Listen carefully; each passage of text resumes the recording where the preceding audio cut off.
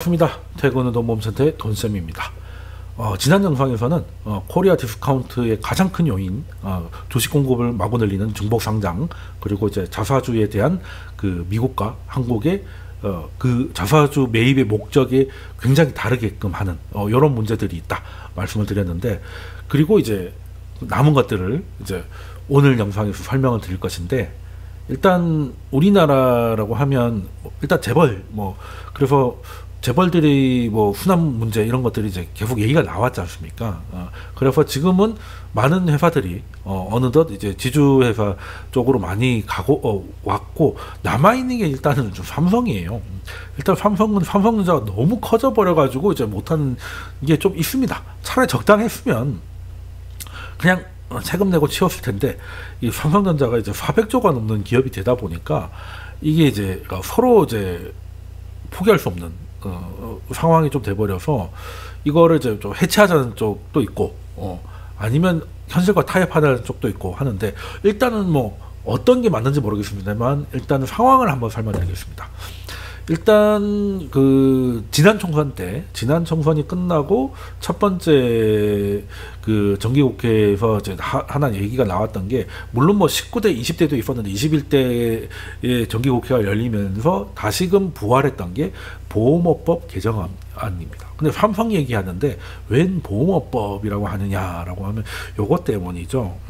삼성생명 때문에 다른 걸 바꾸는 게 아니라, 다른 걸 바꾸는 것도 물론 실손보험에 대해서 자동 청구가 되게 한다거나 이런 것들도 있지만, 그 핵심은 왜 이게 삼성 해체법으로 불리느냐에 대해서는, 일단 그 보험업법에 보면은 그 뭐가 있냐면, 보험회사가 그 어떤 그 다른 지분을 계열사에 대한 주식 투자 한도가 총 자산의 3%, 내가 갖고 있는 자산의 3% 이상을 보험회사면 계열사에 투자할 수 없게 되는 거예요.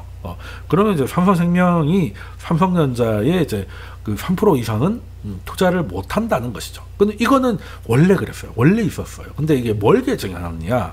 근데 이 3%면 뭐의 3%야는 거죠. 원래는 이제 취득 원가입니다. 그러니까 삼성전자, 삼성생명이 처음에 출발할 때는 이제 다 비슷했을 때는 이제 그때는 주식이 쌌을 거 아닙니까? 거의 발행 그걸로 받았겠죠. 그렇게 되면 이제 그 취득 원가가 지금 여기 나와 있죠. 이게 8.5% 정도 됩니다. 삼성생명이 갖고 있는 삼성전자 지분이, 이거를 이제 취득 원가가 5,400억 정도 돼요. 그냥 말 그대로 액면가인 것이죠. 근데 이거를 이제 시가로 바꾼다. 그러니까 취득 원가가 아니라.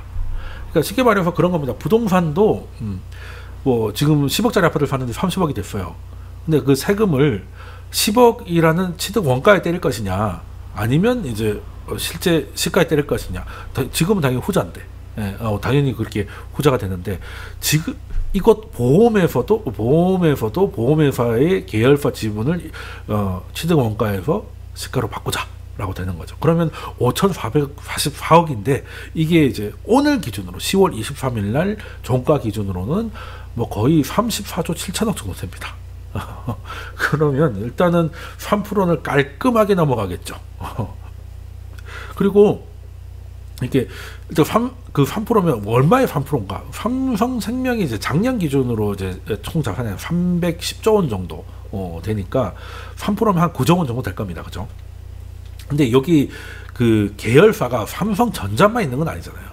삼성카드, 삼성증권, 삼성화재, 삼성중공, 신라호텔까지 이렇게 치면은 꽤 많이 있기 때문에 이미 갖고 있는 다른 계열사의 지분이 한 5조 원 정도 돼요.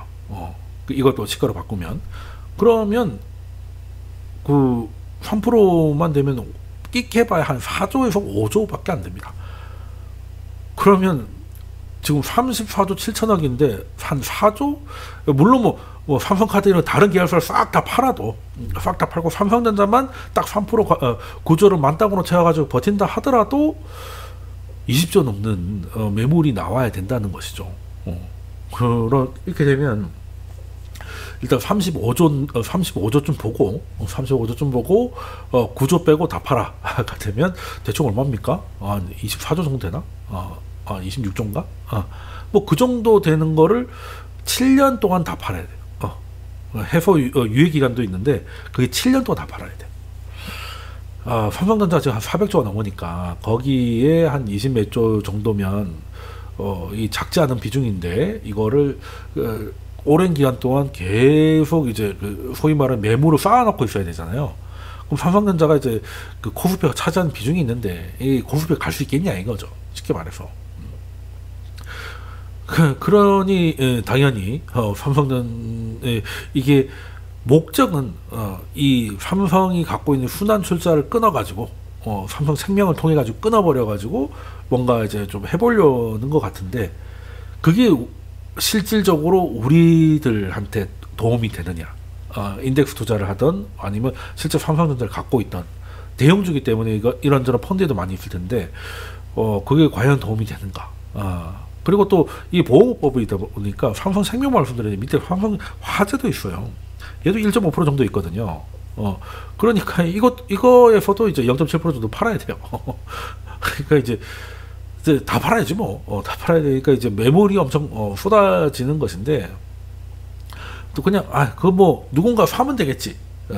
라고 하는데 이것도 뭐고 예를 들어서 삼성생명이 9% 남기고 다 팔고 화재도 0.7% 팔면 이게 지금은 삼성전자의 최대 주주가 8.5%를 갖고 있는 삼성생명이거든요. 근데 얘가 없어지는 거잖아. 얘가 없어지면 1대 주주가 삼성물산이 돼요. 삼성물산이 5% 정도 갖고 있거든요. 그러면 또 우리나라 법에 또 이런 게 있어요. 그러니까 이렇게 되면 삼성물산이 지금은 사실상 지주회사인데 1대 주주가 지금 지주회사가 돼버리거든요. 왜 돼버리느냐면 이게 모회사고 이게 자회사인데 삼성전자의 자산이 그러니까 자회사의 자산이 삼성물산의 50%를 넘어가면 지주회사로 강제전환됩니다. 근데 삼성전자가 삼성물산의 50%가 안 되겠습니까? 당연히 되죠. 당연히 되죠. 그러니까 이거는 뭐 지주회사가 되면 되면 되는 거 아니야? 라고 하는데 지주회사가 되면요. 지분을 30%는 가져야 돼요. 30% 가져야 됩니다. 근데 지금 뭐 끼끼바에 다 털면 한 9% 정도 있대요. 뭐 이것저것 다 뭐 이렇게 확보할 수 있는 거. 그럼 한 21% 정도 사야 되는데 삼성전자 21%를 사야 됩니다. 21% 최소 21%. 그럼 삼성전자가 400조예요. 거기서 20%면은 단순 계산해도 80조가 필요한 겁니다. 80조가 필요한 겁니다. 그럼 80조를 구해야지 뭐. 어쩌겠어. 사야 된다고 하니까. 그러면 이제 어떻게 돼요? 그럼 삼성물산이 갖고 있는 삼성생명이나 삼성바이오로직스를 팔아야 될 건데 삼성바이오로직스는 이제 이건희 회장이 이제 미래 먹거리로 지정을 한 거잖아요. 그때 뭐 산발을 하면서 이제 뭐 만들어서 먹고 사는 건 이게 끝이다, 반도체로 끝이고 이제는 뭔가를 해야 된다라고 해서 바이오로직스고 그래서 바이오로직스 물량의 절반 가까이를 삼성물산이 갖고 있는 거잖아요. 그리고 이재용 회장도 이제 결국에 여기다 힘을 싣는 거고 그럼 이건 안 팔겠지. 그럼 이제 삼성생명을 팔아요. 이것도 한 20% 갖고 있으니까. 그리고 실제로 2014년 때 이재용 그 당시 부회장이 워렌 버핏도 만나고 했었습니다. 버크셔에서가 보유회사잖아요. 그래서 삼성생명을 이제 매도를 타진하는 게 실제로 언론 보도나 이런 거 다 확인이 됐어요. 확인이 돼 팔지는 않았지만 팔려고 했었습니다. 어떻게 이렇게 되면 이제 삼성 오너가도 가만히 있을 수는 없잖아요. 그러니까 이거 뭐 팔건 팔고 채워가지고 해야 되는. 그러면 이제 삼성물산이 정식 지주사가 되고 삼성생명은 이제 뭐 밖으로 튀어나오고 뭐 이런 식으로 되는 건데 문제는 이 법이 원래 원했던 순환 출자를 끊고 이 재벌 구조를 해체할 수 있느냐? 그거는 아닙니다. 그건 아니에요. 결과적으로는 그냥 삼성전자 지분을 조금 그룹 내에서 삼성전자 그러니까 오너가 가지고 있는 삼성전자의 지배력이 한 15% 정도에서 1.6% 정도 빠지는 최악의 경우가 그런 경우예요. 그런 상황이 되어서 이거는 도대체 뭘 위한 법인가? 그냥 시장에 삼성전자의 매물을 엄청나게 쏟아지게 만들고 그 다음에는 삼성생명이라는 또 대형주를 계속 매도세를 시달리게 하면 그냥 대형주 두 개가 그것도 그냥도 아니고 삼성전자와 그리고 생명사 중에 가장 큰 삼성전자 생명이나 이게 다 이렇게 물량이 계속 나와야 되면 코스피가 가기가 어렵죠. 가기가 어렵. 생명까지 볼 것도 없고 삼성전자만 해도 그렇잖아요. 그래서 이거를 추진했던 이제 야당도 이거는 의미가 없다. 저기 또 오너가들이 이것 때문에 말 그대로 이제 삼성이 그냥 기업 집단으로 변할 수 있으면 모르겠는데 그렇다고 오너의 지배력이 약해지지도 않을 것 같고 그래서 이제 좀 이제 그 테러법을 만들어 줍니다. 어떻게 하냐? 일단은 팔긴 팔아야 되잖아요. 팔긴 팔아야 돼. 이거는 삼성생명이 갖고 있는 이 8.5%의 지분을 삼성전자가 사서 즉시 소각해버리는 거예요. 그러니까 그러면 보험업법에는 아까 뭐라고요? 계열사에 3% 이상 투자할 수 없다 그랬잖아요. 그럼 8.5%를 팔아버렸으니까 삼성생명 입장에서는 프리해지는 거죠. 그냥 3%가 아니고 0%가 되니까 뭐 예를 들어 다 판다 치면은 그럼 삼성전자는 물론 뭐 많은 돈을 주고 지분의 8.5%를 사야 되겠지만 즉시 소각해버리면 그만큼 주가가 또 남은 거에 주가가 오르니까 비슷할 것이다. 약간 이게 퇴로를 열어준 것이죠. 이게 유일한 방법인 것 같아요. 이거는 의외로 또 민주당에서 나왔습니다. 해보니까 답이 없었던 것이죠. 뭐 그래서 요거는 아마 아직 결론은 안 났습니다. 보험업법 개정이 얼마 전에 또 몇 개 통과된 게 있는데 거기서도 이거는 정리가 안 됐고요. 뭐 실손보험 청구 방법이라든가 뭐 이런 약간 디테일한 것들, 그러니까 시행령 같은 게 됐고 아직 이거는 발의 중입니다. 그러니까 보험업법 개정도 논의 중이고 이 개정이 만약에 통과됐을 때 우회로라고 해야 되나 퇴로를 만들어주는 아까 이 방법도 삼성생명의 지분을 삼성전자가 직매입해서 소각해버린 이 방법도 현재 발의 중입니다. 근데 보험업법 개정이 통과가 안 되면 이건 뭐 굳이 통과시킬 이유는 없겠죠. 그러니까 어떻게 될지 좀 봐야 되는데 이런저런 시나리오가 두 가지가 있을 수가 있겠죠. 그러니까 예를 들어서 개정안은 통과가 됐는데 테러법이 통과가 안 되는 경우 그러면 삼성생명은 알아서 팔아야 되고 삼성전자가 이게 너무 복잡하니까 이거 바로 줄게요. 삼성생명 알아서 팔아야 되고 8.5% 중에서 뭐 3% 안 넘어가게 다른 것들을 시장에 뭐 팔든지 해야 될 것이고 그리고 삼성물산은 또 생명을 팔아가지고 삼성전자의 지분을 이제 30%까지 채우는 이런 개정안만 통과됐을 때 이 시나리오가 있고 그리고 두 번째가 우회로 여기 시장에 팔지 말고 아예 바로 던져가지고 삼성전자 이걸 사자마자 소각을 하는. 근데 이 두 가지 방법이 있는데 이 두 가지 방법 모두 별로 오너가의 지배력을 줄이지 못합니다. 오너가의 그러니까 둘 중에 그나마 나쁜 게 있다 하더라도 지배력이 한 15%에서 13.5% 정도. 그 난리를 친 거에 비해서 해체가 되지 않고 오히려 삼성한테는 이제 면죄부가 될 수도 있죠. 요렇게까지 다 했는데 정리 다 했잖아요. 삼성물산은 진짜 지주사가 되고 말 그대로 주 삼성이 되는 것이지. 뭐 그리고 나중에는 또 레미안 건설사업부를 뜯어가지고 뭐 올리든지 할 수 있겠죠. 뭐 그런 방법이 있을 수 있고. 뭐 그리고 뭐 도저히 안 되겠으면 그 방법도 최후의 방법도 그런 것도 있습니다. 뭐 삼성전자에서 휴대폰하고 반도체를 뜯어가지고 반도체 따로 성장을 해버리든지 뭐 이런 식으로도 가는 뭐 여러 가지 방법이 있을 건데 이건 저는 경우의 수를 봐도 결국에는 이 법이 출발했던 오너가의 지배력을 줄이는 결론은 도달하지 못한다는 거예요. 그러니까 도대체 이게 왜 이렇게까지 해야 되느냐? 그러니까 해체를 해서 개인 투자자들이나 시장에 도움이 되면 당연히 해야죠. 근데 이건 누구를 위한 해체인가라는 생각을 좀 할 수밖에 없다라는 거고 또 오히려 이러고 나면 삼성한테는 더 이상 이제 지배 구조에 대해서는 이제 태클 걸 수 없는 그런 상황이 될지도 모르겠으니 요거는 뭐 어떻게 뭐 제가 결정하는 게 아니죠. 국회가 하는 거니까 국회가 하는 거니까 요건 좀 어떻게 될지 좀 지켜보든지. 보통 근데 19대도 그랬고요, 20대도 그랬고 이거 답이 안 나왔습니다. 발의만 해놓고 논의하다가 또 그 끝나고 또 새로운 총선이 일어나면 또 임기 완료로 제껴졌다가 또 다음에 또 꺼내고 뭐 이런 식으로 이제 얘기 나온 지가 벌써 꽤 오래되긴 했죠. 그렇지만 어떻게 되는지 한번 보겠다는 것이고, 또 삼성 얘기는 좀 복잡하니까 진짜 그 우리나라에 또 어떻게 보면 그 징벌적인 과세가 좀 있는 나라죠. 특히 종합부동산세 같은 경우도 사실 소득세를 다 내고 모은 재산으로 집을 산 건데 거기에 대해서 이제 재산세를 훨씬 뛰어넘는 그 징벌적 과세를 한다는 것도 조금 좀 이중과세의 문제가 있다고 생각하는데, 특히 저는 가장 큰 문제가 있는 게 상속세거든요. 이 상속세가 문제가 많습니다. 근데 이제 오늘은 이제 투자를 얘기하니까 대기업 재벌들한테 상속세를 좀 이제 뭐 심지어 뭐 50%는 기본이고 대주 주면 이제 할증에 65%까지 최대 때리잖아요. 이제 그런 것들을 피하기, 재벌들도 바보는 아니기 때문에 6.5%도 아니고 65%를 내면 돈도 돈이지만 이제 어떻게 보면 이제 기업이 날아가는 상황이 벌어지잖아요.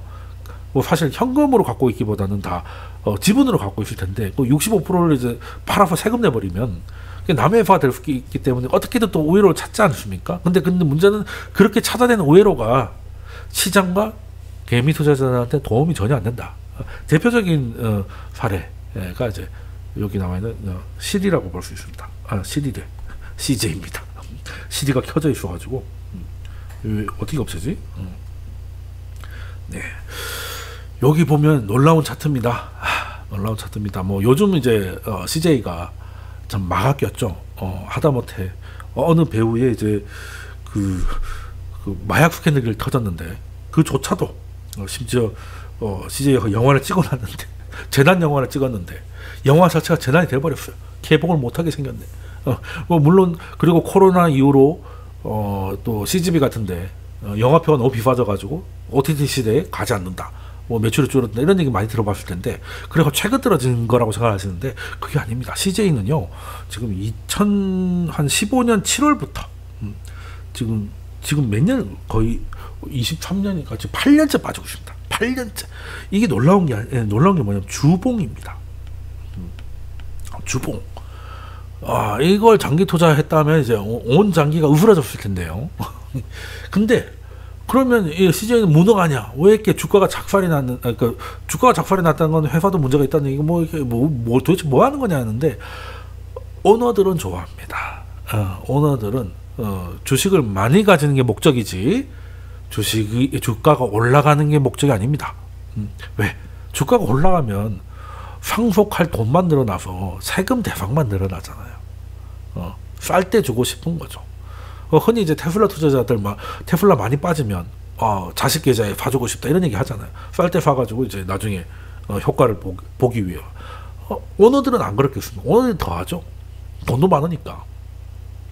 그래서 그 CJ 같은 경우는 그 2014년경부터 이제 그 3대 이제 뭐 이제 경영권 승계, 뭐 세습이라고 하니까 조금 그렇고 일단은 뭐 경영권 승계가 이루어지는 게 이제 2014년부터였는데 그러다 보니까 좀만 지났더니 이제 주가가 이지랄이 나는 겁니다. 왜? 이 회사의 오너는 주가 올라가는 걸 원하지 않아요. 근데 원하지 않는다고 내려가느냐? 그건 아니지. 그건 아닌데. 뭐 가장 쉬운 방법은 뭐 이사회에서 그냥 배당을 안 해버리면 배당 보고 들어오는 기관 투자자들은 없을 거 아니에요. 그럼 일단은 이것만 해도 하방 압력이 생기는 것이고 일단 2014년에 그 CJ가 이제 경영권 승계가 되는데 아마 이 사진은 뉴스에도 많이 그 장남 이선호인데요. 그때 한번 이제 마약을 갖고 들어오려고 하다가 좀 걸려가지고 본의 아니게 이제 본의 아니게가 아니고 이제 본이었죠. 자기가 갖고 온 거니까. 어쨌든 그 약간 언론에 이렇게 갑자기 초점이 나갔지. 언론에 한번 나왔던 게 이제 이선우인데 그리고 이제 또 딸도 있습니다. 이경후 딸도 있는데 왜 이렇게 초점이 안 들어옵니까? 네, 돌아왔나요?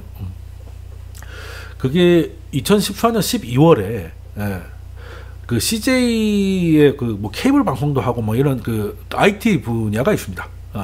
그 뭐 그렇게 큰 지분은 뭐 FK 브로드밴드나 KT처럼 크진 않은데 케이블 방송에서 CJ 제 친구도 거기 다녀가지고 그래서 그 친구 카드로 빕스 가서 임직원 할인 30% 받으면서 좋아했던 기억이 나는데 왜 이렇게 초점 그 부분이 있는 게 이제 CJ 시스템즈가 있고 뭐 재산 네트워크가 있고 막 있긴 작은 회사들이 있습니다. 우리는 이제 흔히 CJ를 알고 있지만 그래서 CJ 시스템즈의 지분을 이제 그 이재현 회장이 31% 정도 갖고 있는데 그 중에 한 16% 정도를 이선호한테 증여합니다. 그때는 이제 증여세를 내고 했죠. 이거 그 방법밖에 없으니까. 그러고 나서 이건 이제 최소한의 시드머니를 준 겁니다. 시드머니. 그래서 CJ 시스템즈가 있고, 근데 요즘 CJ 중에 제일 잘 나간 데가 어디예요? 제일 잘 나가는데. 여기 아니면 CJ는 요즘 아무것도 안 될 것 같은데. 네, 올리브영 있죠. 올리브영. 그러면 CGV 요즘 누구 뭐 잘 안 되죠? 그냥 뭐 설탕? 뭐 여하튼 CJ 중에 요즘 오프라인 매장 중에 장사되는 데가 다이소하고 올리브영밖에 없잖아요. 그죠? 마트들은 막 작살이 나고 있고. 그러면 시스템즈하고 이제 올리브영이 더 크기 전에 얘를 이제 좀 작을 때 지분을 많은 상태에서 넘겨줘가지고 올리브영을 나중에 IPO를 크게 해서 하면 가장 아름답겠죠. 그 생각을 이제 이재현 회장도 당연히 한 겁니다. 물론 뭐 올리브영 이 정도까지 잘 될 거라고는 뭐 생각을 했을지는 모르겠습니다만 어찌됐든 기업의 역량을 이제 다 거의 쏟아붓고 있다고 해도 과언이 아니라고 하더라고. 왜냐하면 이거는 사업이 잘 되는 정도를 넘어서 승계까지 걸려있기 때문에 그래서 지금 CJ는 올리브영 외에는 거의 관심이 없다라고 봐도 될 것 같은데 그렇다고 해서 이제 올리브영을 바로 줄 수는 없으니까 그 일단은 CJ 시스템즈 좀 작은 회사의 지분을 일단 이건 세금을 내야 되니까 한 16% 주고 이 CJ 시스템즈하고 올리브영을 합병시킵니다. 그래서 이제 나오는 게 지금 이제 그 상속의 최종 목적은 CJ고 그리고 이걸 키워야 되는 게 올리브영이니까 서로 연결해서 아들내미한테 주는 거죠. 이 연결하는 네트워크 이게 그래서 CJ 시스템즈하고 올리브영을 합쳐가지고 네트워크 CJ 올리브 네트워크라는 게 많아요. 이름도 몇 번 바뀌어요 이게. 그러니까 쉽게 말해서 올리브영하고 CJ 네트워크를 이제 붙었다 뗐다 하면서 결국에는 이제 그 장남에게 올리브영의 지분을 좀 늘려가는 작전을 씁니다. 뭐 그 과정이 뭐 1차, 2차, 3차 막 있는데 그 설명드리려면 좀 머리 아프니까 결과적으로는 이제 붙였다 뗐다 하면서 그러면서 2019년에 이제 그 CJ 지분을 처음으로 이선호가 받게 되는 거죠. 그러니까 올리브영이 있고 올리브영하고 CJ 네트워크하고 합쳐졌어요. 그러면 이제 뭐 케이블이나 이런 IT 분야가 있고 올리브영이 있을 거지 않습니까? 그러면 이게 솔직히 돈이 안 되고 뭐 이런 IT를 CJ한테 줘버려요. CJ한테 주면 CJ는 받은 게 있으니까 이선호한테 CJ의 지분을 주는 거죠. 그때 2.8%를 받습니다. 그런 식으로 이제 시작이 되는 것이죠. 그러고 나서 요거를 가지고 이제 그 전환 우선주라는 게 그러니까 우선주라고 들어보셨을 거예요. 우선주. 우선주로 보통주가 있고 우선주가 있잖아요. 그래서 우리는 보통 이제 개미들이 할 때 그 뭐를 하냐 우선주를 사면은 이제 보통주보다 싸다 뭐 이런 얘기 들어보셨을 거예요. 왜 의결권이었기 때문에.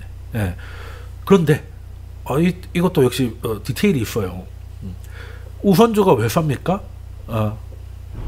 의결권이었고, 그리고 이제 뭐 배당이나 이런 데서도 조금 이게 다음 순위니까. 근데 이게 우리나라 법에서 배당을 일정 기간 이상 안 하면 그 우선주도 의결권을 줘요. 그러니까 사실 우선주라고 하면 배당이나 아니면 저가에 좀 이제 그 의결권 매해. 그러니까 나는 뭐 주주총회 가가지고 뭐 투표할 생각 없으니까 그냥 그래도 보통주보다 좀 저렴한 의결권만큼 저렴한 이런 것들을 이제 그 우선주를 샀는데 배당이 뭐 예를 들어 5년, 7년 정도 없어버리면 일정 기간 없어버리면 여기 그럼 우선주라는 게 의미가 없기 때문에 의결권이 부활해요. 그래서 CJ는 옛날에도 이 방법을 씁니다. 지금 이재현 회장이 CJ 지분을 늘릴 때 처음에는 이 지분을 받을 때, 그러니까 뭔가를 CJ한테 주고 CJ한테 자기한테 받잖아요. 근데 CJ가 그냥 주는 게 아니라 전환 우선주로 줘요. 전환 우선주. 그러면 일단 당시의 주가보다 싸니까 세금 문제도 더 유리하고, 그리고 뭐 또 당장의 의결권이 없으니까 이제 의사의 반대나 뭐 이런 것도 좀 상대적으로 덜한데, 그래서 의도적으로 그 이후로 의결을 안 합니다. 아니 배당을 안 합니다. 그래서 의결권이 살아날 때쯤 되니까 전환 우선주의 가격이 보통주의 가격이 따라 붙어요. 뭐 곧 의결권을 가질 거니까. 그런 식으로 했으니까 지금도 마찬가지야. 여기 네트워크에서 IT 부분을 주고 우선주를 받습니다. 뭐 이런 식으로. 그래서 이선호 같은 경우는 둘 중 하나입니다. CJ 우선주를 받든지 아니면 올리브영을 IPO를 해가지고 여기다 쓸게요. IPO를 해가지고 빵 터뜨리든지. 지금 올리브영 지분은 꽤 확보를 했으니까. 그래서 지금 뭐 밸류에 따라서는 뭐 한 4조 정도 받을 수. 원래는 먼저 하려고 했죠. 근데 이제 작년에 증시가 워낙 안 좋아서 일단 미뤘는데, 미루는 이후로 장사가 더 잘 됐어요. 그래서 당시에도 뭐 잘 되면 한 4조 정도 된다 뭐 이런 거 했는데 4조는 받을 수 있을 것 같아. 그렇게 되면 이제 이걸 가지고 확보할 여기서 이거는 상속이 아니잖아요. 이미 상속 받은 게 터진 거니까. 그럼 이걸 가지고 CJ의 지분을 전환주를 살 수 있겠죠. 전환 우선주를 살 수 있겠죠. 그러고 나서 나중에 되면 또 가격도 올라갈 것이고, 뭐 그런 식으로. 그러니까 둘 중 하나입니다. 아예 그냥 얘가 IPO가 안 되면 전환 우선주를 계속 사는 식으로 해가지고 가든지, 아니면 IPO를 터뜨려가지고 요거에 큰 돈 벌면 요거 가지고 해결하든지, 이렇게 되는 겁니다. 근데 문제는 이런 상황에서는 결과적으로 CJ의 주가가 싼 게 이재현 회장이나 이선호한테는 유리하겠죠. 아니 뭐 100억을 상속하는 게 편하겠습니까? 200억을 상속하는 게 편하겠어요? 당연히 금액은 작으면 작을수록 좋은 것이죠. 그러면 그러니까 우리한테는 주가지만 오너들한테는 세금 가액이라는 거잖아. 그러니까 상속 이슈가 있는 종목은 건드리면 안 됩니다. 우리나라에서는. 적어도 그래서 상속 이슈가 본격화되니까 주가가 8년 동안 하락하는 거 보세요. 8년 동안 하락. 그러니까 올리브영은 이제 지금 하면 오히려 그러니까 뭐 그것까지 오케이 뭐 그럴 수 있다라고 하더라도 그 과정에 엄한 개인 투자자들이 피해를 보면 안 되지 않습니까? 그러니까 여기에 만약에 불법이 없다면 하지 말라고는 못해요. 근데 이 모든 근본 원인이 최대 65%에 육박하는 상속세를 피하기 위한 하나의 꼼수 같은 거잖아요. 그럼 무조건 뭘 못하게 때려잡으면 또 우회로를 팔 테니까 상속세도 좀 현실화할 필요가 있지 않을까? 라는 좀 생각을 합니다. 저는 상속세를 소득세의 좀 높은 구간 정도로 한 25%에서 27% 정도면 맞다고 생각을 하거든요. 왜냐하면 이렇게 되면 또 이제 부자 감세다라고 하는데, 부자 감세라고 해서 근데 그렇게 되면 지금 과세를 좀 세게 하면 부자들은 바보가 아닌데 그걸 내겠습니까? 어떻게든 길을 찾죠. 근데 그 길을 찾는 과정이 전부 다 사회나 개인 투자자들한테 다 부담으로 돌아온다는 거예요. 그러니까 결과적으로 세상은 상속세도 별로 못 걷었고 지금 CJ 이거 하는 동안에 상속세 해봐야 얼마 안 돼요. 올리브영 갖고 있는 지분 팔아가지고 현금 한 1,000억인가 확보한 걸로 아까 제일 처음에 CJ 네트워크 한 거를 나눠서 내고 있거든요. 그 정도밖에 없습니다. 상속세라는 게 65% 다 내는 정신 나간 사람 없어요. 낼 수가 없는 거라니까. 그러면 사회는 세금도 못 걷고 개인 투자자들 피해 전반적으로, 이건 투자자들 전반적으로 주가가 하락하는 거니까 그렇지 않습니까? 그러니까 이게 의미가 없다. 뭐 최근에 그 의대 증원 뭐 이런 것들도 사실 저는 그런 생각을 해요. 상속 증여세 세율을 낮춰주고 의대 정원을 늘면 의사들도 좀 호의적으로 받아들이지 않을까? 어찌됐든 의사들은 상속세에 대해서 걱정을 하는 사람들이 많을 것이고, 그럼 세금을 결과적으로 줄여준다면 의사가 늘어나는 데 있어가지고 저항감이 좀 덜하지 않을까? 이런 생각을 좀 하거든요. 우리나라 상속세는 이제 골 때립니다, 정말로. 일단은 명목적으로 봐도 이제 가장 세고요. 일단 50%고, 일단 최고가 50%고 플러스가 뭐 일반인은 표현 안 되겠지만 상관이 없겠지만 그래도 대주주가 되면 최대 65까지 가는 건데, 일본도 비슷하다고 하지만 일본이나 독일 같은 경우는 가업 승계 보통 이 정도가 되면 대주주라는 건 이제 기업의 오너란 뜻이잖아요. 그러면 그 기업을 뭐 예를 들어서 한 5년에서 7년 그 이상 상속받을 당시에 고용 70%를 유지하면 거의 다 빼줍니다. 그러니까 여기서 그냥 끝낼 것 같으면은 세율 이걸 다 내고, 그게 아니라 아버지 거를 이어가지고 네가 경영을 계속해서 생산을 하고 세금을 내고 고용을 유지할 것 같으면 유지하는 기간만큼 빼줘가지고 한 10년쯤 되면 사실상 내는 게 없게 해줄게, 이거거든요. 근데 우리나라는 그런 거 없어요. 내가 아빠 이거 물려받아가지고 열심히 하겠다 해도 세금은 다 내야 됩니다. 그러니까 그냥 표면적으로 봐도 굉장히 높은데 빼주는 것도 없어요. 미국도 상속세 있죠. 예전에 없었다가 위헌 나와가지고 다시 생겼는데, 그 미국도 상속세가 있지만 공제가 한 170억인가 됩니다. 우리는 뭐 기본 공제 한 6억 아닌가요? 뭐 몇 억 안 됩니다.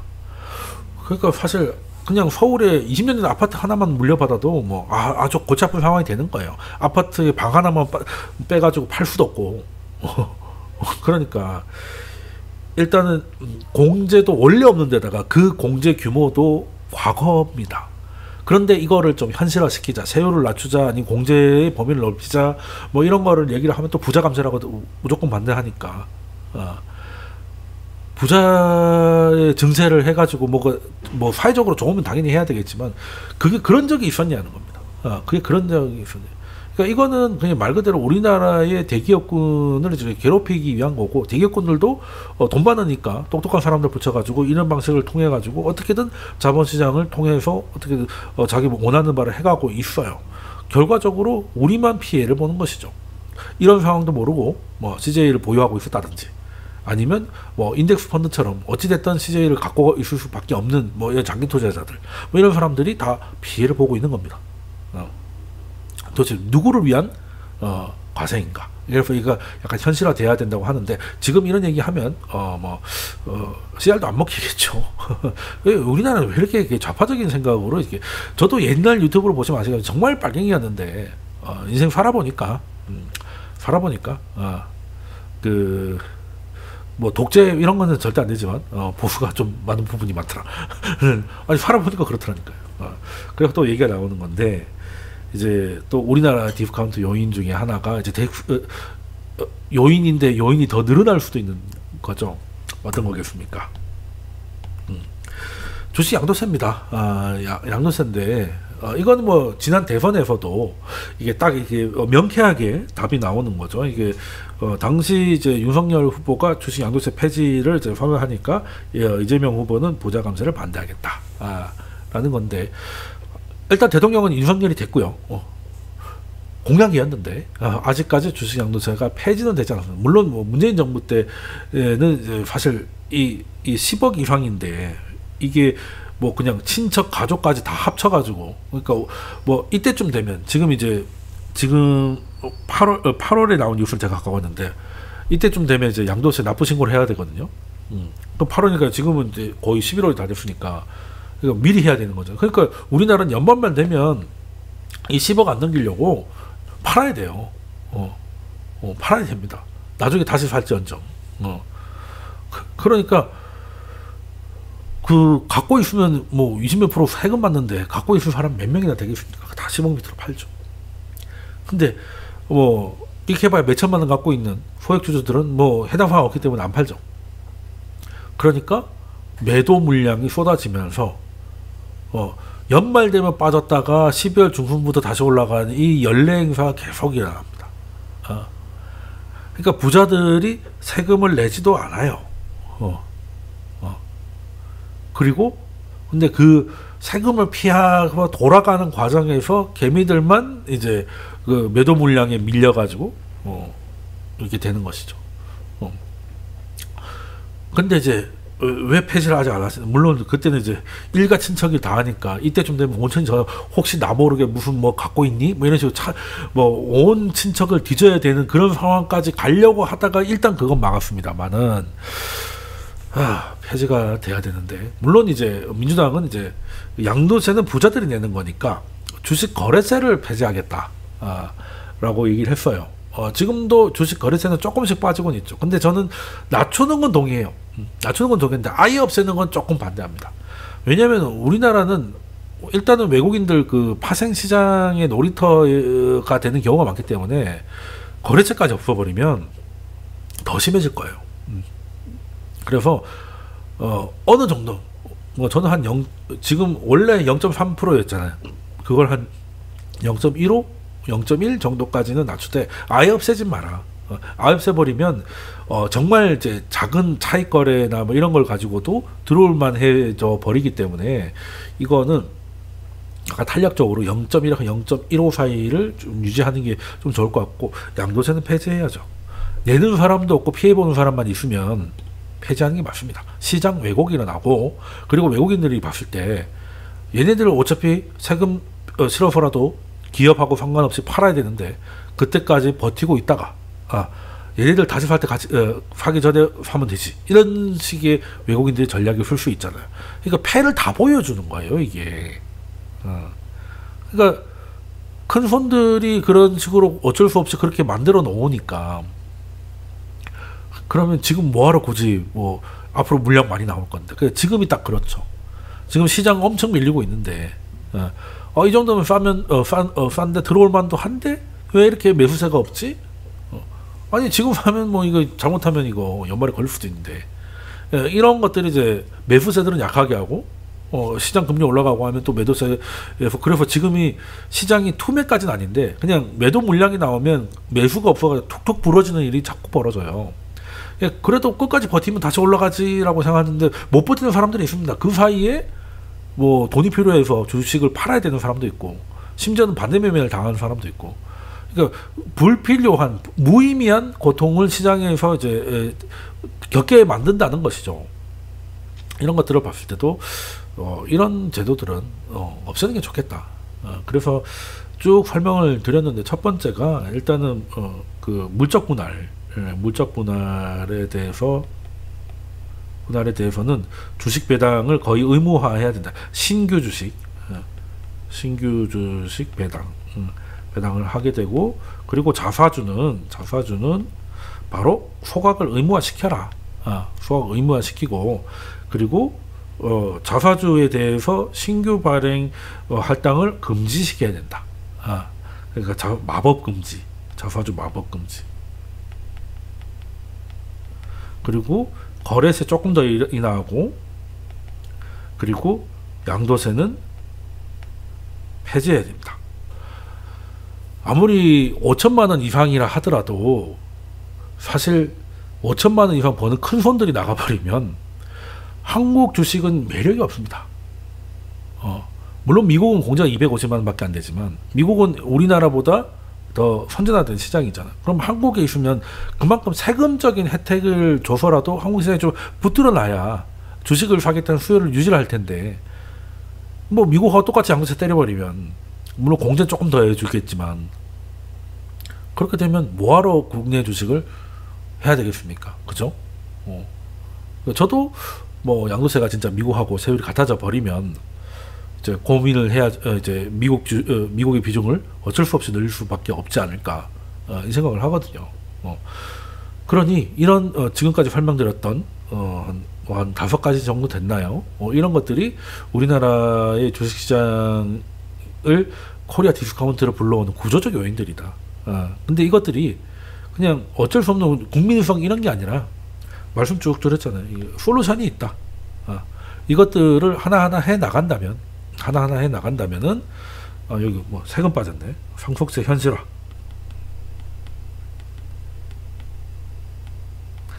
요거까지 되면 한국 시장도 이제 적어도 프리미엄은 아니더라도 디스카운트 받는 건 좀 줄지 않을까. 그리고 주식을 해보신 분은 아시겠지만 적자를 보던 기업이 흑자로 턴어라운드 할 때 아주 드라마틱한 주가 상승을 보신 분이 계실 겁니다. 우리나라도 그렇게 되지 말라면 우리나라는 뭐 어쨌든 고수 성장을 하는 과정에서 어쩔 수 없는 부분도 좀 있어가지고 거버넌스 문제가 조금 지저분했는데 이런 것들이 이제 글로벌 체급에 맞게 한국의 위상에 맞게 선진화된다면 지금까지 디스카운트 요인들이 쉽게 말해서 재개발이 되는 거죠. 80년도에 지었던 빌라가 이제 신축 아파트로 올라가게 되면 더 프리미엄을 받게 될 것이다. 뭐 테슬라도 그랬잖아요. 처음에 탄소 뭐 배출권 팔아가지고 처음으로 흑자 냈을 때도 차 팔아서 돈 번 건 아님에도 불구하고 얼마나 많이 올랐습니까? 코스피도 그런 가능성이 있다. 그런 가능성이 있고 그렇게 되면 이제 그때는 꽤 좋은 시장이 되지 않겠나. 그리고 예전에는 이런 얘기가 나오진 않았어요. 어쨌든 뭐 에너지 솔루션이나 이런 것들이 이제 물꼬를 짚혔고 이런 거에 대해서 이제 또 어쨌든 코로나 이후로 주식에 참여하는 개인들이 많이 늘었기 때문에 여기에 대해서도 그 이제 정치권의 관심도 무시 못할 수준이기 때문에 좀 개선을 기대하면서 이런 것들을 좀 참고해서 이런 것들이 개선되는 뉴스가 나온다면 이건 한국 시장에 호재가 되지 않을까 생각을 합니다. 언제 될까요? 뭐 그건 잘 모르겠습니다만 뭐 그 몇 개 정도는 이미 구체적인 얘기가 나오고 있으니까 물적 분할이나 뭐 이런 것들에 대해서는 얘기가 나오고 있으니까 어떻게 보면 그렇게 멀지 않은 미래에 좋은 소식이 걸릴 것 같고요. 그리고 지금 녹화하고 있는 이 시간에는 다행스럽게 지금 보고 계실 날에는 어떨지 모르겠으나 지금은 월요일 24일 날 밤 시간인데 일단 에크먼이 이걸 팔면서 채권 숏을 청산하면서 일단은 간만에 미국 시장이 중요한 위치에서 반등을 좀 하고 있어서 투자자들의 고생이 조금 마무리되기를 바라고 있고요.